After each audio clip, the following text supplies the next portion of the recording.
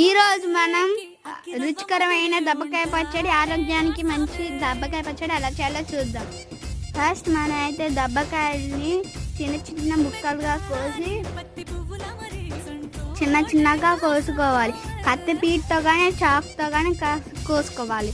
దాని తర్వాత బేసన్లో దబ్బకాయల్ని ఒక చోట ఆరబెట్టుకోవాలి,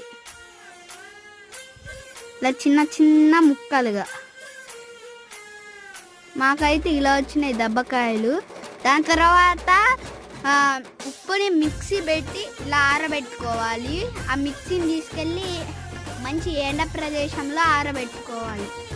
మేమైతే మార్నింగ్ టు ఈవినింగ్ దాకా దాన్ని పెట్టుకున్నాం.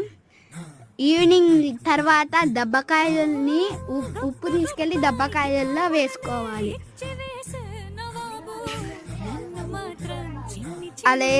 అలా